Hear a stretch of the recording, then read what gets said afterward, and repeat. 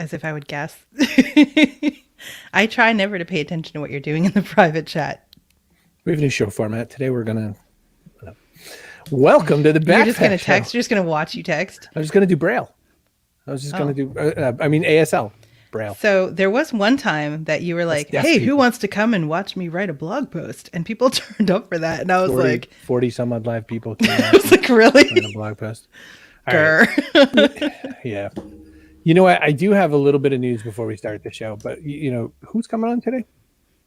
Well, we have the founder of the Pack Up and Go surprise travel agency, Lillian Rafson. I've used their service. It's so fun. You fill out a survey and explain kind of the things you're interested in and how you like to travel and morning person, night person, that kind of stuff. And they send you somewhere and you don't know where it's going to be. They just tell you a few days before, like what weather you have to pack. Can it be somewhere crappy? Like, are they going to send it to somewhere? No. Okay. I mean, you might think I guess we should ask her the question. Well, yeah, we'll tell you all about it, but it's really cool. Surprise travel, such a cool concept. Tried it. Love it. And we're going to talk with Daniel from the Escape Game. I am an Escape Game fanatic. We've done all of you them. are. Mm-hmm.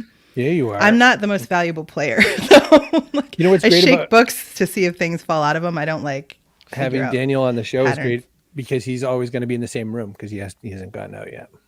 So that's what I was doing. So we got a show today, and we have some really interesting news right after this.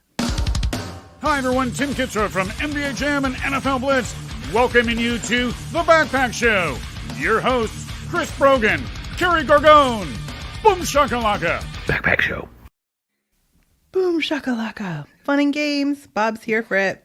Bob just got one of his vaccine shots. Where? Say it out loud, Bob Collins. Well, how can he say it out loud? He's going to do it. Rainy Austin, Texas. It was rainy as heck here in Boston yesterday. Welcome to the weather report of the Backpack Show. Hey, Leslie. Houston, too. We do this every time. Yeah. It's going to be 73 here in Nashville today. Weather crept in. So my parents are here. So listen, we yesterday accidentally joined the future. It's part Carrie's fault. Because she was the Trojan horse door that they used to get into the scenario. Oh, so look where Bob got his shot. Bob got his shot at Gillette Stadium, the home of the New England Patriots. Right where Tom Brady has thrown his last ball, Bob Collins went and got a needle jabbed into his arm, just like Tom Brady. Congratulations. Freaking cool. Hey, so yesterday, against all odds, like that really awful Phil Collins song, we joined the land of cryptocurrency. There's a company called Rally.io, Rally.io, that has a cryptocurrency for the Backpack Show. BKPK is the currency. Yesterday it was worth $2.05 or something like that. Today it's already down to $1.80 something because it's cryptocurrency. It goes up and you're down. Depreciating.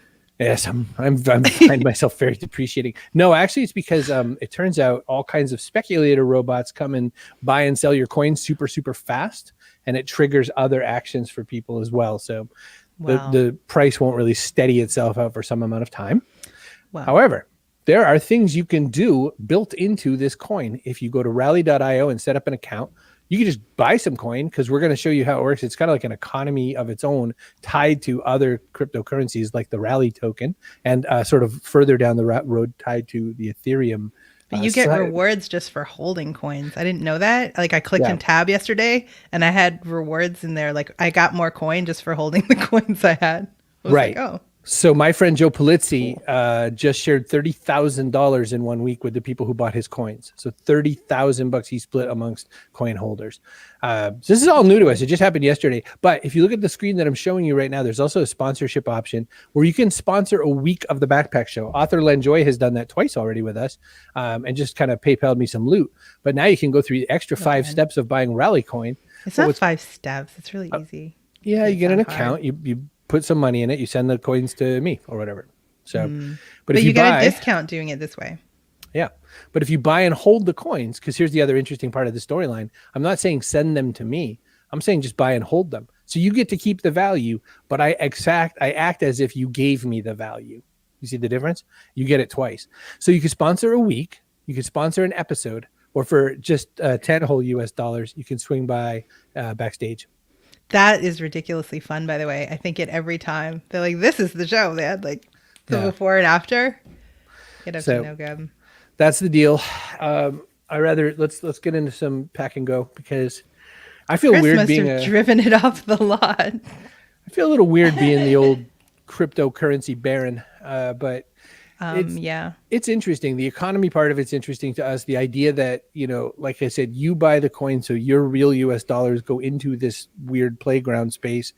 Then you hold those coins, so you retain the value that you invested, and then people in my economy do things because you have the coins or whatever. Yes, Elizabeth, you can share liberally. Yes. So I'll tell you my favorite part about this whole story, and then we're going to bring Lillian out to talk about surprise travel.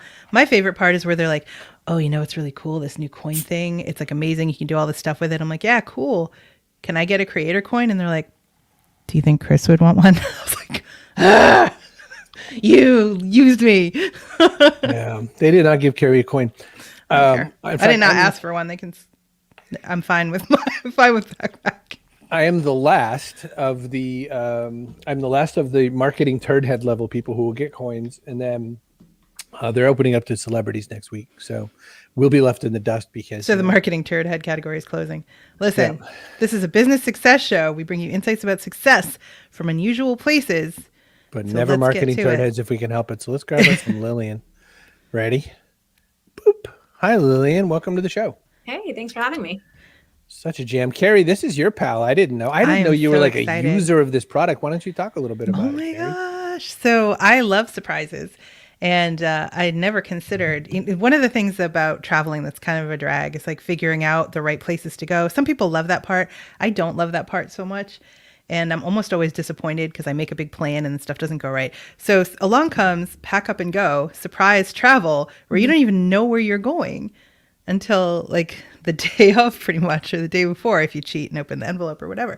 So they just tell you like what kind of weather to pack for a few days before, and it's totally cool. They plan everything for you. You get these like itineraries really detailed about stuff that aligns with your interests based on the survey that you fill out. So I loved it. We went to Philadelphia, and I'm such a nerd. We went through every historic site. We toured a prison, like an old, like a kind of a ruin of a prison that you saw in Shawshank Redemption, some other movies, but it's like you just saw the nerd in me based on my survey, Lillian, and customized a trip just for me. I'm so glad you liked it. And Carrie, one thing you didn't mention is that you actually had sort of an added layer to your trip where you were traveling with a friend who lived in a totally different state. So, especially if you and she were planning your own vacation, that's such an annoying thing to coordinate, because you want to pick a destination that you can both get to. You want to land around the same time, depart around the same time. So yeah, it's easy just to hand that off to a travel agency. You did amazing, because I actually traveled quite a lot, like before the apocalypse. And so it's like, hey, where have you been lately? I had like 6 cities listed. So there's like 6 cities already off your list of possible places. And that list is pretty intense. I was looking through some of the places you've already gone for destinations, and it's not trivial.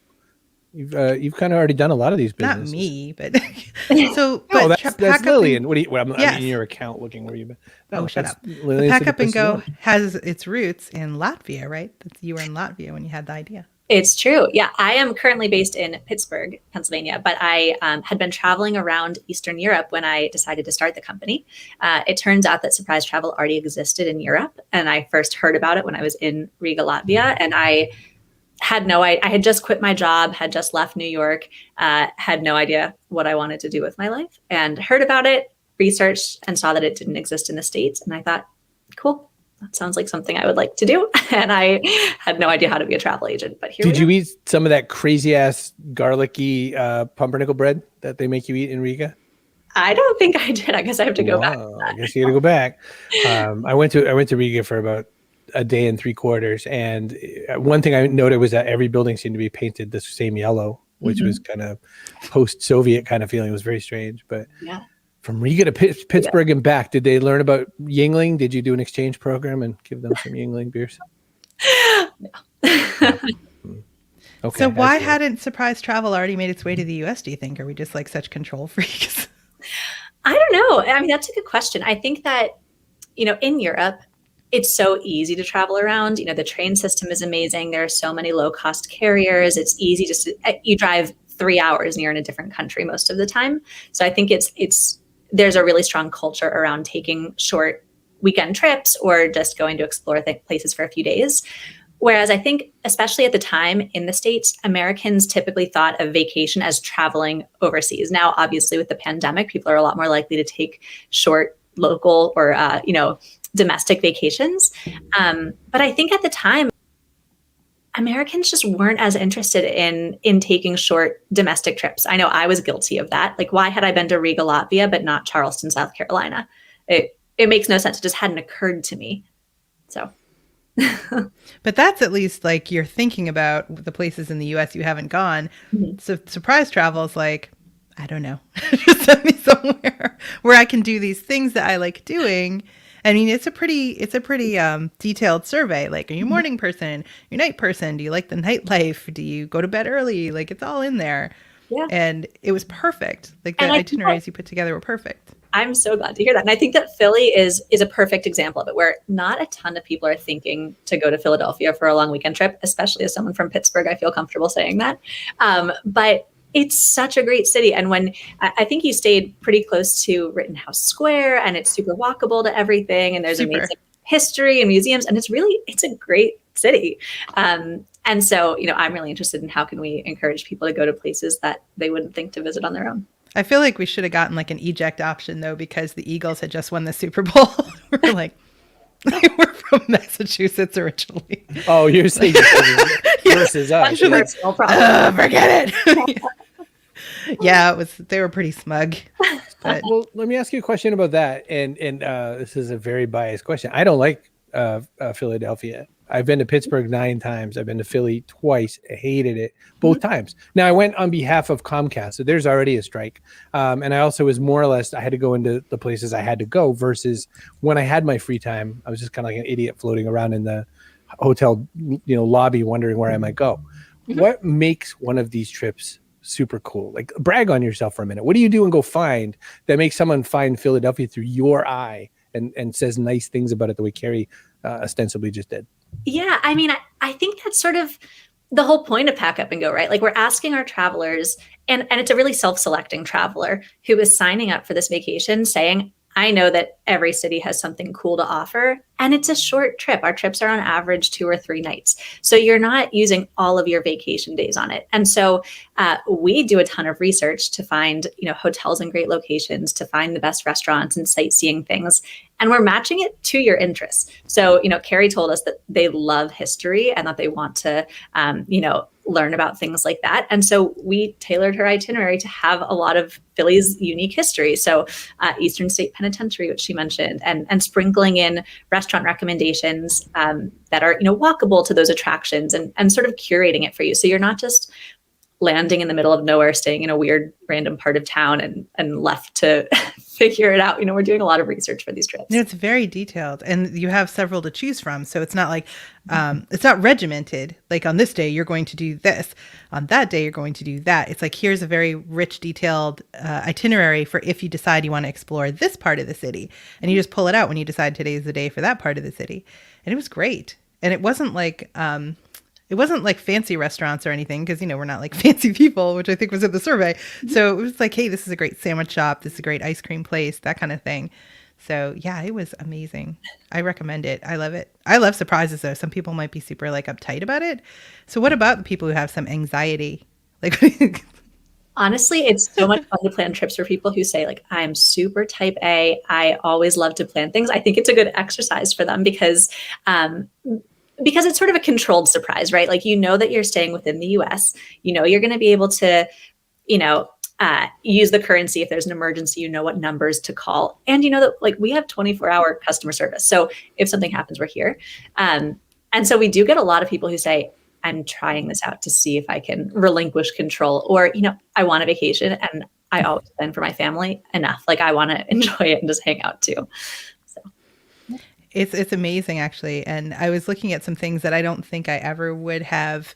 I don't think I would have discovered them on my own. Like, you would have to be scrolling through TripAdvisor or something for a pretty long time to find something that might be, along your lines of interest. This was just like, hey, we know who you are and what you like. Here's a bunch of things. So I could have picked any itinerary on any day, and it would have been dynamite. Because we're both like rise early in the morning and go look at a bunch of nerdy stuff. That's what we like to do. So it was perfect. Amazing. Yeah. Not one nightclub recommendation in the mix, which was great because none of us wanted to do that. But if you're into that, you fill out the survey, say you super like the nightlife, you like to boogie, and they'll hook you up. Exactly. Troll in the house. Oh, Chip is here. God bless him. I want to know, Carol in the community, would you take a surprise trip? That's a great question. We're just asking her the question instead, Lily. Because she's like very organized and on top of things. Would you take a surprise trip? Because my friend that I went with is she's one of those trip people that likes to have everything planned down and everything. But she did it and she loved it because it was planned, just not by her. I'm worried because I'm pretty introverted. So I'm thinking, how do I kind of push my little, there's like a pulse and flow for me. Like I need a couple hours at a place and then I got to go hide. And I got a couple hours at a place, I got to go hide. Is there a way to do that?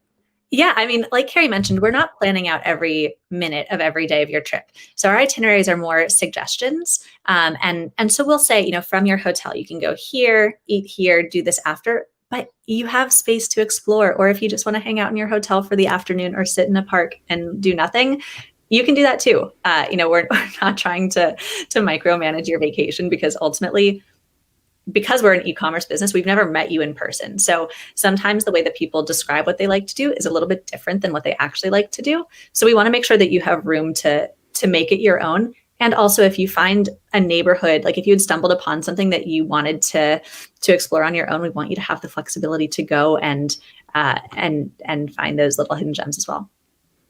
So you don't have to do anything. You could just stay in your room the whole time and not leave. But I mean, that would suck and be boring. But you could do it. Yeah, exactly. If you want to. If you wanted room service for every meal, you're more than welcome to do that. But it's also, so the itineraries are very detailed in as much as it's not a list of things and times and tickets and stuff. There were tickets for a couple hard to get places because otherwise it'd be hard to get them when you got there. But everything else was like, hey, while you're there, you might want to check out this thing or go eat here. It was like very soft and descriptive. So you knew what you're in for. So if you want to sit it out or not, I guess. That's what I'm saying. We give you a jumping off point. Oh my gosh, Chip, I misread that. I thought you said my parents planned my surprise trips for me. And I was like, that checks out. Chip's parents. I definitely would for a girl trip. Not sure about a family trip. You know what? You could do either because you can describe in the survey that you're bringing your family with you, the kids, their ages, their likes, dislikes. Lillian, I have an idea. This might make you a lot of money. Can you make a surprise trip where I go one place and everyone else goes somewhere else? That would in your family? Yeah. Can you imagine? See ya. Like, whoops, silly pack up and go. They sent Chris to Bora Bora and everybody else is in Orlando. That's right. Yeah, we'll take the blame for that one. How do you choose the cities for this? Like some are pretty, like some cities are tourist destinations. Everybody has expectations about them. But the places it seems like you specialize in are places people maybe haven't thought to go explore. Yeah. It's sort of our secret sauce, how we pick our destinations. We have a team of travel planners in-house. So we're, it's not an algorithm. We're not, just punching in some numbers and spits out a trip. I like to say it's half matchmaking, half logic puzzle. So, if you tell us, okay, I'm from Nashville and my friend is from Portland, Maine, and we like history, great food, we want to do a ton of activities all the time, then one of our travel planners will read that survey and we'll look at your previous trips you've taken where you travel frequently for, work or for family. And so we'll take that all into consideration and have a couple of destinations in mind for you. And then we have to see, are there flights available on your dates? Does it fit in your budget? Does it work with your time restrictions? So then it becomes sort of a logic puzzle. And if there is a big sporting event or a conference happening and there's no hotels available, then we'll say, okay, great. What other destination do we think matches this person's interests? And so we tailor it from there. So it's not super high tech, but it is a fun personal experience. So it's art and science. My friend was such a nightmare too. She was like, let's see what flights are leaving within that window. I was like, will you stop it? She's surprised. That's something too, is I'm murdery about, people who are fussy during travel. You learn a lot about someone when you travel with them. Mm-hmm. So maybe this is kind of another useful way to do this, is that you learn a lot by having how do they react to all the things. I like the cat goes, yeah, that's totally perfect for me. Let someone else plan my trip. I'm into it. Yeah. It's so much fun. because you That's don't so miss wild. anything that's in line with your interests. Like you have the option, it's all laid out for you and it all makes sense. You might have 3 places you want to visit and they're all in different parts of the city and you would make a mess of your itinerary if you'd be exhausted from all the stuff. This organizes it like by neighborhood. It's so good. It's I was also just thinking about I get anxiety about how what if I planned it and what if it's crap? I could give that to you. I Yeah, think you that's take the so blame. fair. Especially I know you mentioned family trips. It's great if your kids aren't happy with it, or if you're planning a trip for a group of friends. It's our fault. It's not your fault. Just kidding. We really but you can tell us like exactly if you're planning a trip for a family, especially if you say like our kids love zoos and aquariums, then like we'll find you a destination that has a zoo and aquarium to make that happen for you. And I was not paid to say any of these good things, by the way. I just really loved it. I misread Kat's enthusiasm about the thing. She said, "No, it's good that you'd go to one place, we'd go to the other." She's my ex-wife and the mother of my children. So ostensibly, she and the kids would go one place, I go somewhere else. It could work. It could work. Lillian, we have to wrap it up with you. We have to bring you backstage, but stick around. Don't We go have away. other questions. We do a little panel near the end before. So, Cool. boop. Thank you. So Seriously, much for go being get your part trip. Go get it. of it. Get it. It's ridiculously fun. It really is. It's so exciting if you can coordinate. My friend and I don't live in the same place, as she mentioned, so we're opening the envelopes like on FaceTime to figure out where we're going. Very fun.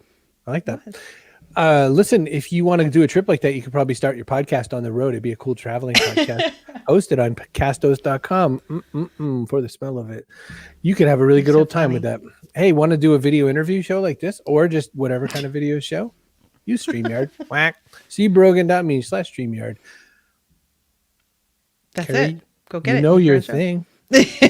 Bring your own surprise travel agency founder. Sit up. Okay. All right. You want a .online domain? You can get one for $1. You can get it for cbrogan.me/online. Chris, all caps, $1 for the first year anyway. And then who knows? All of the money. Who knows? It's not I that don't know. much. It's like $5 or I don't know. So I remember, you're going to laugh at me. I remember looking at like weddings.com when domain names were first a thing and being like, $100 a year. F that. I'm like, damn it. I only own a couple domains like that now. I own a couple domains that may or may not be worth something. All of them with the .boston domain. And yeah. So anyway, hey, A lot of people don't want their parents planning their trips, apparently, or their siblings. Oh my God, I would never let my sister plan a trip for me. Her next trip is back to the panel at the end. So listen, I have a question, Carrie. Are you a fan of getting locked in places and then having to find your way back out? It's my kink. Are you a kind of person who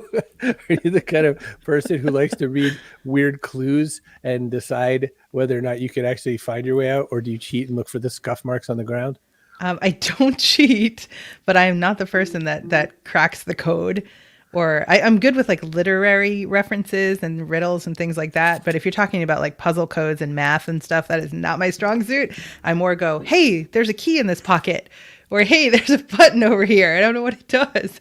And then my son, who is in Mensa, figures it out. Crazy. That's what I specialize in. But I like to win. And therefore, I very much enjoy the escape game experience because escaping is winning. So we have Daniel from the escape game. The only reason we have him is because he couldn't find his way out of that room. So we have a way to interview him. So Does he have a last name, or is Daniel from the escape game? I don't know, dude. Look, he's like Cher. If you look Should at call his him tag. Mr. Oh yeah, you're right. Daniel, the escape game. Yep. Hi, Daniel. Is there a Mrs. the escape game, Daniel? That's right. That's Or a right. Mr. Or Mr. Yeah, or Mr. We always have fun. I love trying to describe the escape game, and we always say more fun than it sounds, right? Because it is one of those things where it's like, yeah, we're gonna lock you in a room and do some math to get out. You know what? A surprise trip to Philadelphia doesn't sound like that much fun, but boy, is it! And I'm so serious. Yeah, And while you're there, enjoy our location at the King of Prussia Mall. totally. Oh my gosh, that's impressive. How many escape games are there? Because you'd pointed out you'd rather kind of promote the larger brand. I didn't. I thought it was just you. Yeah, no, we have 20 locations across the U.S. and 17 different markets now. We just opened our second location in Houston just a couple weeks ago. We have a few more locations coming this year. So it's been really exciting growth for us, honestly. And then The other great thing is through the pandemic, we created what's called Remote Adventures, where now you can play our full escape game experience through a Zoom call, which if you're skeptical of that, I was too. When we first had the idea, I remember like, it was just this crazy time. We can get into it more if you guys want to, but all our locations are shutting down. We go to basically, the revenue that we had to $0 like overnight, right? When everything happened, the NBA shuts down and then everything's shut down, right? And we're like, geez, what are we going to do? And so start kind of coming up with ideas. We do a couple little things and we're like, well, let's figure out how people can play this over Zoom. Zoom's like a big thing now. And as we started developing that, I remember specifically like being in a meeting and just saying, dude, this isn't going to work. This isn't going to work. I'm the guy who, like Carrie was saying, I'm not the guy who solves all the puzzles, but I'm what we call the spotter. Like I love getting in the room. I love the immersion of it. It feels to me like you're on this Hollywood movie set and I'm getting to explore and find different things. And I'm like, man, I'm going to lose that. I'm going to lose that. It just felt like the escape game minus immersion is just going to be like a worse product. But we developed some really cool technology, some really cool stuff. So you have like a custom dashboard so you can access 3D scans of the room. You can you have like inventory items. You can see your time at all times. You can actually solve puzzles like right there in the dashboard. So you wait for your son to do it. Like I do. Exactly. You can wait for somebody else to do it, wait for somebody else to jump onto them. So now anybody can play from wherever. And so we've had teams like literally corporate groups, that it's like we've never really I don't know how to escape Zoom yet. But we're not in a world, we're not escaping Zoom anymore. Kat says you get to be the guy at the desk with the computer like in Spider-Man telling the team what to do. Right. And so we had teams like we had somebody who was we had a team where a few of them were in California, a few of them were in Egypt, and a few of them were in Australia. And we have like a bunch of stories like that of family, friends, coworkers, just like getting to connect and play in our games, which is really, that's what we're about, It's good to kind of fire up those neurons too, if you've been on lockdown for months and months and like just, wondering where to order from for Uber Eats for, that's all exactly. You got. Good to think again. It's another thing to do, it's another, I think, unique and fun just way to connect with each other. And like Chris was saying, you learn a lot about somebody when traveling. You learn a ton about somebody when you're playing an escape game, man. Different personalities come out. So I've been sitting here bubbling up with energy because first off, I'm crap at math. So the minute you said that, I'm like, all right, well, whatever. Put some laser tag in there and I'm back. But but I was also thinking about, so Chip said, I'm a really sore winner. You know what I mean? He's one of those, in your face kind of guys. But you all win or lose together. It's not like one member of your family loses just because they didn't contribute a lot. Oh, you're in the same room as the person who won, maybe. Fire up. Whatever. I will take the victory because I'm on the list of participants. That's right. You get to be together as a team. Everybody gets their chance to kind of be the hero, to save the day. There's a bunch of different stuff to do. And actually, there's not like actual math. We joke that there's math because that's a lot of escape rooms have done that, and that's kind of how they started. Daniel, you don't even know. There was one time it was like we had to take the number of trees or something depicted on like the walls of this kindergarten classroom and divide them by some other thing. We miscounted those friggin' trees like 3 times. So you ever ask a kid to count the number of trees depicted on the wall? They're like, "Is that a tree? I don't know." Sure. Well, and so finally they're like, "Look, it's 20." All right, I gotta get macro again. Why this business? And boy, didn't it seem so much smarter until like March 2020. Man, yeah, I think it was really interesting. Our founders of the company, Johnny and James, their brothers, and then their friend Mark, took a trip over to Europe, right, and kind of saw escape rooms over there, and thought like, man, we can make this for the American market. Could we leave someone in the room as an option? That's an add-on, premium experience, babysitting. And they saw kind of what was happening over there and thought, man, we can bring this to the American market and make That's them both of you and Lillian both. That's what I was just thinking. Exactly. What is it? We just all go to Europe to find our ideas now? Yes. Yeah, and just make them a little different, man. I mean, it was a little more like math heavy, like some of those, especially in Asia, because they started doing them all over the world. And it's like you go into a room and literally sit down and like do math and like solve puzzles, and it's like fix these, before you can get out. And we were able to, provide a narrative and like make it more story driven, which is what I really enjoy about them. Because I started as just honestly a fan of the escape game, just doing it with my friends and everything. And so that's why, I mean, we have a mission statement that everybody in the company knows, like everyone can repeat it to you by heart. It's not something that like lives on the website. To design and deliver epic interactive experiences for every single guest. And that's the why. That's the why. Like we want to bring families together. We want everybody from like the 12-year-old birthday party to, grandma's coming in with family, to corporate teams coming together and like just having fun with each other, man. It really is a cool experience that you find yourself talking about a lot kind of after the fact, right? So we just want to connect people, quite honestly. Chip wants to know, are they a fad or the future, and how do you make it have staying power as a business? I mean, it's got staying power. People are looking for fun things to do. It's got staying power for sure. I mean, here's the thing. One, you have to evolve and keep getting better as a company. I think that's with anything, right? But we just celebrated our 7th birthday, so I think there's staying power there. We continue to grow year over year. So I think just the thing of it being a fad, like there's always going to be a place for out-of-home entertainment. And how do we make it have staying power is like we care about the guest. That's our number one thing, is just we try to be a guest-centric company, take care and have the most like epic hospitality possible. There have been changes. So like I saw all the experiences now are private. You used to be kind of like by the numbers, if there's 3 of you and then we get 4 from some other group. And like some of the groups, they kind of suck, let's be honest. Or, they have other issues. Some of them are ringers. This is like their 25th in this week and they're super serious and they kind of wreck it for everybody. So have you found that it being private has had benefits, like other benefits than? Kind of pros and cons. It's different. It's the like economics of the business really changed with COVID too, because obviously we can't have mixed groups, until it's like safe and right to do so. So we had to, we pivoted to all private experiences where before, it was shared. So if we have an 8-person game and a team of 4 books into the game, another team of 4 could book into that same game. And while yes, we did, definitely there are some examples of experiences where people were like, I didn't really like, playing with those people. I'm from Boston. I just don't like people. There's also experiences we've had of people who are like, man, we're like lifelong friends. Like they play again together, because it was like, dude, this was awesome. So, the experience can kind of go both ways, but we, went to all private because of COVID. And so that was definitely a big change for us. See, we were like, woohoo, because the first time I ever played, it was me and the same friend actually that came with me on my surprise trip to Philadelphia. We did an escape game together for something to do. I forget what city that was, but it wasn't Philadelphia. But anyhow, she and I went in and there was a group of guys that were like super serious about it. And so they were kind of stiff-arming us. Like they didn't want us looking at anything or touching things because we might like disrupt the pattern. I was like, are you kidding me? That's odd. I mean, it happens sometimes, but. Hey, nerds are my people. Like, I was okay with nerds, but aggressive nerds is a whole other category. Aggressive nerds. I have a different question. It is very. I was walking through accessibility in my head.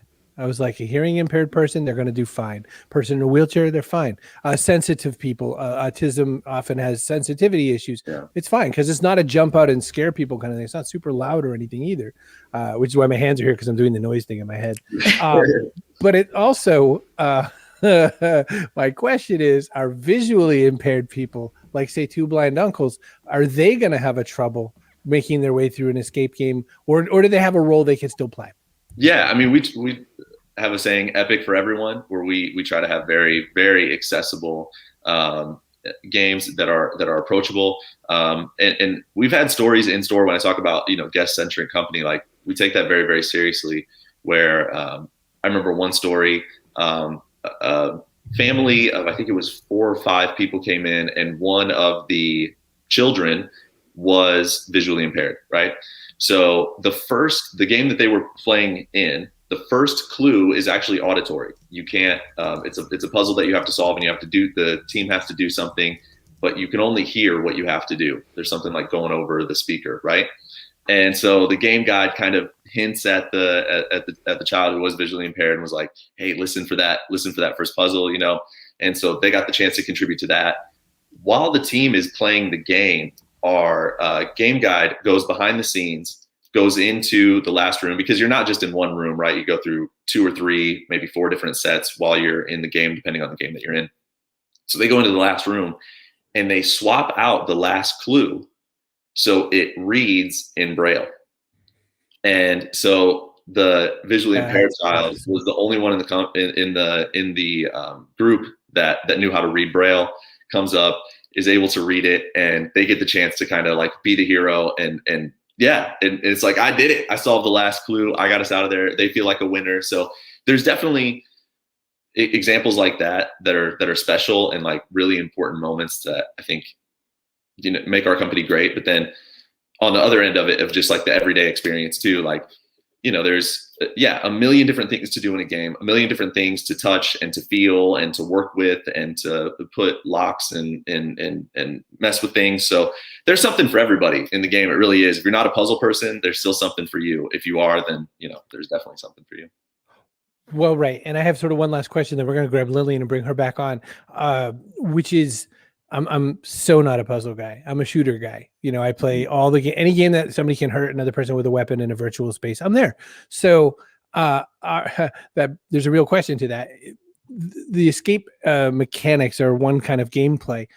Are there thoughts to expand or even do, pop-ups of other levels of things? I was thinking 2 different ways. I was thinking scary as hell, like Saw. And then I was thinking something like, that had other physicality elements to it. Is that in the works, or is that just not part of the model? Forget that, someone else can have that. I mean, I don't think the scary like horror Saw thing, I don't see that ever being us. Like, we just, again, it's kind of about accessibility, being approachable. Like, there's already so many barriers to the escape game thing. Like, we're talking about it, and I know that everybody's first thought is like, either I'm too dumb, I can't do it, like, oh, that's not going to be that fun, like whatever. So there's already a lot of barriers like that. We don't want to put up more barriers for people where it's like, oh, it's going to be hard and it's going to be frightening and you're going to have to do really gross stuff, like, and it's like horror driven. We don't want to keep like layering that on. So I don't see us ever doing that. As far as doing different things just in the world of out-of-home entertainment, that's the vision ultimately. Like, define and dominate the escape game industry, disrupt the world of entertainment. Like, that's what we're coming for. And so out-of-home entertainment, whatever is in that space, one day, absolutely. There's different types of games too, and so they have level of difficulty, and you get a sense of so you get a sense of kind of what you're in for, and if you're going with your little kids. Exactly, and it's like mission based. It's not always you're just trying to escape. Like, you might be trying to find treasure. You might have an example where you're trying to take part in a heist, or whatever. Like, there's not always, oh, I'm just trying to get out of this thing, So not all escape based necessarily. So do I get to like pour sand in a bag and do the Indiana Jones? Oh yeah, for sure, dude. For sure. You like crawl through, you might have monuments and there's crawling involved. Yeah, there's definitely crawling. If you like totally crawling. Cool. If you like crawling. There's always an option. Like, you don't have to. Like, there's another way somebody who can crawl through can open a door or something. But if you like that stuff, you totally can. All right. So I'm grabbing Lillian. Bob was just asking, what's the theme room experience you'd love to build out No Hold Bars? Lillian can come in for this. She can hear this. It's okay. Not doing it. Go ahead. What was the question? He wanted to know if No Holds Barred, what would you like to build? Oh, dang. No holds barred. Anti-grav. Duh. I think there's a way that we could do, not necessarily scary, but like the haunted thing. Think like Luigi's Mansion. Like it's still fun and approachable, but there's like stuff happening in the room that's like a little spooky. And so I think if you had like unlimited budget, you could do that really, really cool. You could do it, think like big scale in a mansion, wandering through that's really, really cool. But I always wanted to get out of the car in the haunted mansion, the little car they put you in. I wanted to like go walk down the hall and check it out. My mom was like, no, Carrie. There you go. They don't actually do the whole mansion. All right, let me get me some Lillian. Hello. Both of you, which is you get to do really fun business, but that also means that somewhere, from Breath of the Wild, that would be crazy. You have kind of fun dream job sounding jobs, but you also could just technically be running like, a batting cage and a travel agency. What made you go this way? How did this happen? Start with Lillian. Well, I think it's hilarious that both these ideas came from from trips to Europe. I had no idea. I mean, honestly, when I heard about the idea of it, it was just a no-brainer. It was like, of course, this is what I'm going to do. I had previously worked at companies where it was a really fun work environment, but I just wasn't super emotionally attached to the work I was doing. And I just thought, if I have the option to do something that I love and I'm really, really excited about all the time, then why wouldn't I do that? And it went over really big too, possibly more than you even expected it to, I think. Definitely more than I expected it to. Yeah. Daniel? So Daniel, why not just run a batting cage? Batting cages sound dope. I think that might be cool. I don't want to hate on the batting cage people, but I definitely, like I said, I started as a fan of the escape game, right? So I come from a marketing background where I was working in agencies, and when you're in an agency, you're working on like 20, 30 clients at a time, and you might have this like restaurant from Arizona that you've never been to, and this other product that like you've met the owner and he's kind of a jerk, and like people complain about this stuff all the time, and like you're selling stuff that's just not good, and at the end of the day you feel kind of sleazy. You're like, bro, this is not the move. I don't enjoy this, and I started coming to Nashville and playing the escape game, and like I thought it was just like, oh, just this one location, like this is really cool, what a cool little thing.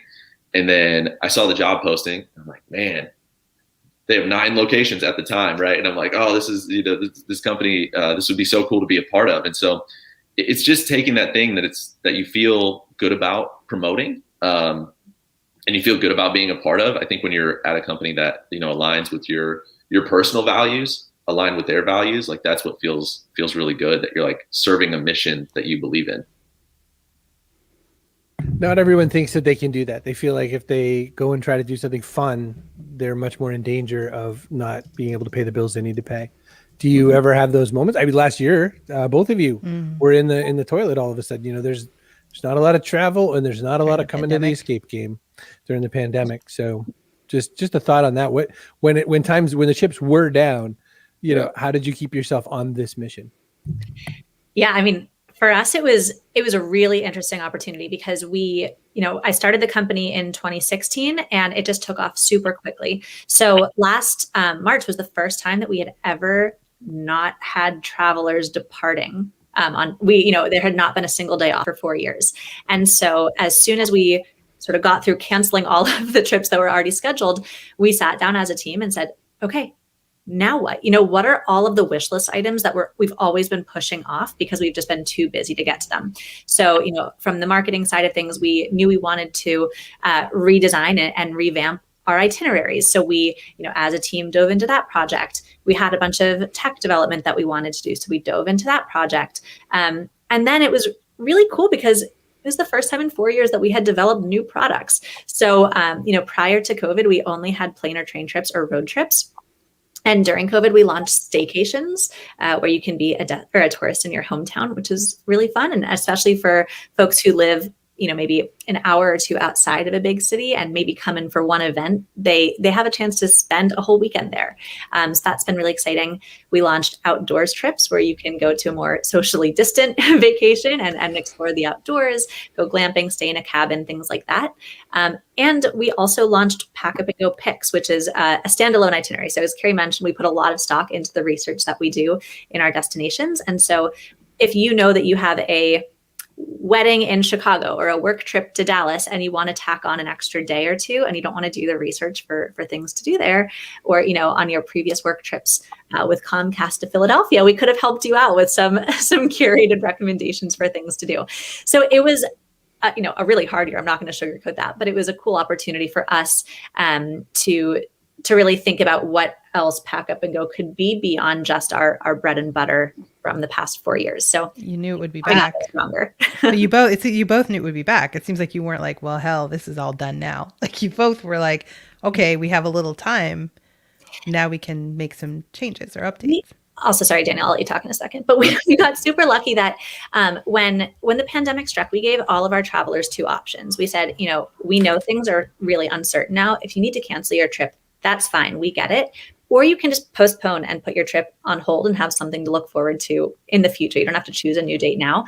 And And our number one core value is to hold the traveler experience above all else. And I think that, that's where we really saw the fruit of that effort. And most people opted to postpone their trip, which really was, a show of faith for us that our travelers also wanted this experience. And a lot of our repeat travelers said, no, I had a great time before. I know I will have a great trip in the future. I just don't know when it is. So that was really encouraging and helped me remember, okay, this is temporary. I don't know how long it'll be, but people believe that our trips will come back. So that helped us as well. Daniel? I mean, there were moments of doubt. Like, I won't lie about that at all, for sure. I mean, when you go, like I said, zero locations, zero guests, nothing open at all. And you're asking yourself, what are we going to pivot to? What are we going to do? That was hard, man. That was hard to look at 18 locations get shut down to nothing. 500 plus team members across the country having nothing to do on a given day. That was really hard. That was really, really hard. And I think we all kind of, as a company, again, turned to the mission. We're like, design and deliver epic interactive experiences. Like we have to find a way. And it started with we had this game called Unlocked. That's like you play at your own pace online. It's a different thing, but it was originally in a box and it was physical.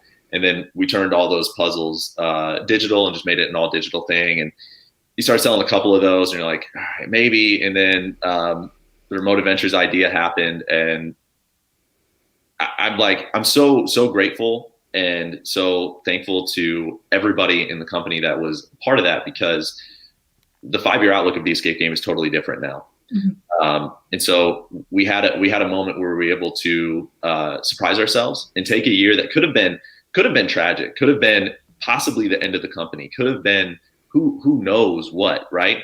And Remote Adventures now, by the numbers, on its own would be our most successful location. And it's changed everything. It's changed everything, right? So it's a great addition. And I guess it's just, the chips were down, and you just have to ask yourself, what are you going to do? And I think when you're committed to your mission, you're committed to something, whatever that why, whatever that thing is for you, you figure it out and you find a way. But yeah, there were moments definitely I was like, I don't know, how's it going to go? How are we ever going to be able to put people in a room again, touching stuff, interacting with each other? It seemed impossible for a minute. See, Chip, the fact you made it through is, I think it was, what was her name? She said, somehow I made it through the wilderness. Somehow she made it through. And there it was. So anyway. She didn't know how lost she was. Right. Luckily she found you. What the crap is her real name? I used to always think it was a Madonna quote in an interview. Is great. You're asking always her well real done. name? Yeah, her real name. I forget it. Hang on a minute. Does anyone even? Oh, and here's our person of the day. Kaboom! Her real first name is Madonna, but her middle name is Louise. Her last name is Ciccone. Or Ciccone. You get a yellow card, says Kat. For doing Madonna lyrics? No, I don't. Maybe for that particular. She's fabulous. Madonna Don't be lyric. a hater. So person of the day. We have to define person of the day. Whoever Chris feels like giving it to. Yeah, that's me scrolling along here. Based on a witty comment. Yeah, a good usually contribution or question. Bob Collins. He left. Bob I think. Collins. Bob I love Collins him. gets it again. Partly because he went to Gillette Stadium and had the New England Patriots throw a needle from the 34-yard line into his arm. Oh, Kat says you deserve a yellow card for the delivery. Oh, what did I have to pump it up a little more? I don't know. All right, we have one question we've asked every guest that's ever been on the show. What goes in your backpack? Now, this is something either physical or something metaphorical. I guess if I'm going to the escape game, I got to bring a calculator. If I guess You're not allowed a calculator. That's cheating. I'm never getting out. I'm going to practice my braille. So something physical or something metaphorical. Carrie, what's a good example of a physical thing you can put in a backpack? Extra set of teeth. An extra set of teeth. That's DJ Cumberbund said extra set of teeth. How I don't know about- when you would need it, but if you needed it, you would You could really have it right need there. it. And then what's something metaphorical we could take with us? Kindness. kindness. Oh, kindness. There's a story for that one. We'll tell you one day. All right. I'm going to start with Lillian. Lillian, what goes in the backpack for you? A disposable camera. Oh, do they make those still? Evidently. They sure do. Yeah. I always have one with me. They do. Not so convenient for Instagram, but really fun to see because you have to like wait to see what you got. And then you lose it. You end up developing it like 3 years later. So Many years. It's the best part. it's like a later. All right. Yeah. I'm into it. Disposable camera fast too. It's like a surprise all over again. Daniel, who shares the same thing as Madonna, just the first name. Daniel, what goes in the backpack? Water. What is more frustrating than being thirsty and having nothing to drink? I can't stand it. I'm not going to rely on other people to get me my water. You got to be hydrated if you're going to do well in the escape game. That's true. I'm going with sparkling water today, so I'm with you on that one. And for anybody wondering about the mechanics and logistics, if you super have to pee, you can step out of the escape room and go pee. It's not locked. Nothing's actually locked. The No. door is open at all times. Go. You're free. You're free to leave at any time. You just don't win if you don't solve stuff by the end. Yeah, but you want to walk out, I guess. No, walk out. I guess you can. I mean, you could. You could Kool-Aid guy the wall once. I mean, it'd be you know? super lame, but you could. Right. but Yeah. you If you want to could. be lame, you could do it. All right. Deanna doesn't well, think you deserved a yellow card. oh my gosh. Well, thank you, Deanna. Catch you later. Can we get more rules on the yellow card? What like? It's whenever Chris says something a tinge off. Donna's name was No. that? It's supposed to be if I say something inappropriate. I don't think I said anything appropriate. If he says anything a tinge off color, I didn't flirt or like thirst Oh on my either of you. I was reasonably polite. I'm gonna ask my grandmother.